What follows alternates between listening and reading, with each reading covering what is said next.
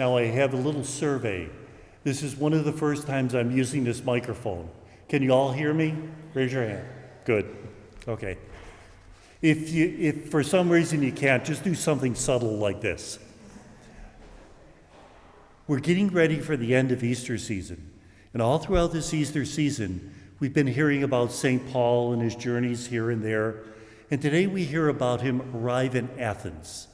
Now, Athens was famous for being a city that loved something new. In fact, there was a section of the city called the Areopagus. They would gather, and people from all over the world would tell their theories. Paul goes there, and he tries to put the Christian message in Greek philosophy. And especially, there's a type of philosophy called Stoicism. Now, we still have the word stoic, means somebody who doesn't show much emotion. That's not exactly what the Stoics were. They believed that there was one God who couldn't be depicted as an idol, who made us all one family, and who should be worshiped by all people. Does that sound familiar? Sounds a lot like Christianity. And in fact, that's the way he was preaching Christianity. But then he got to the one thing they couldn't accept, that Jesus rose from the dead. You see, the Stoics believed that the spiritual world is pure. It is totally good, whereas the material world is corrupt. It's evil.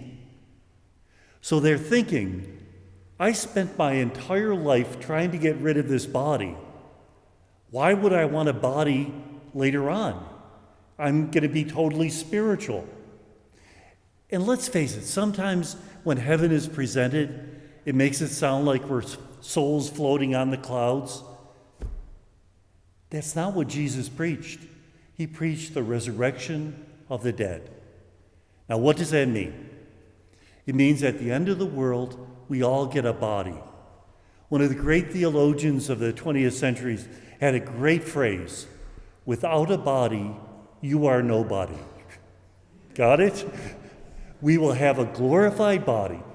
Now, what does it look like? We don't even know. How old will you be in heaven?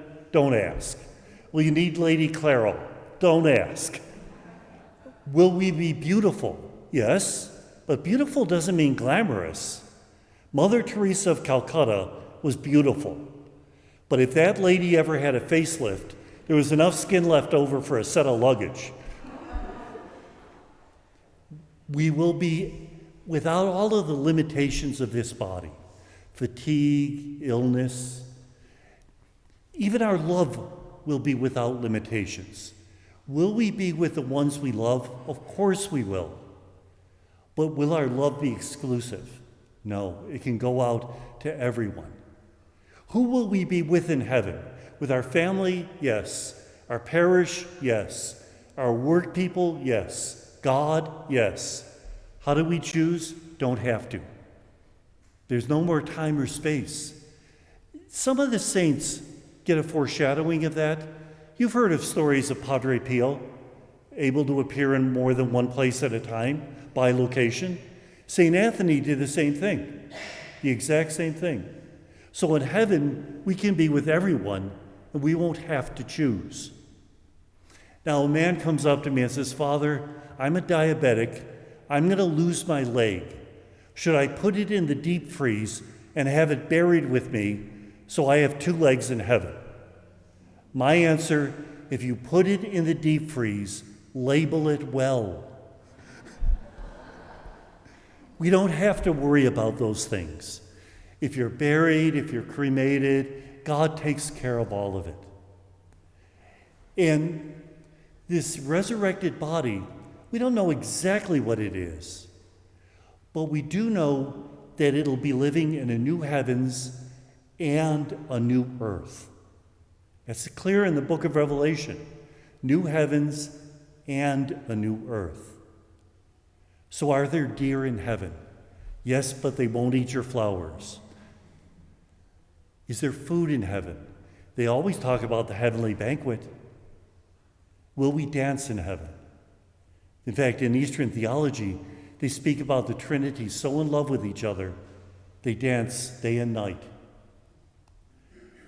We are foreshadowing heaven when we plant a garden, when we put out a bird feeder, when we bring a beautiful painting, even a reproduction, into our house. Because heaven is not an annihilation of this, it's a transformation. That the beauty that we brought into this world will continue, but without any limitations. More than that, it gets fuzzy. Bottom line, when you see the bright light, go. Just go. And remember, when we celebrate this Mass, all our beloved ones who have gone before us are here too. It's called the mystical body. This is the closest we get to them until we see them face to face.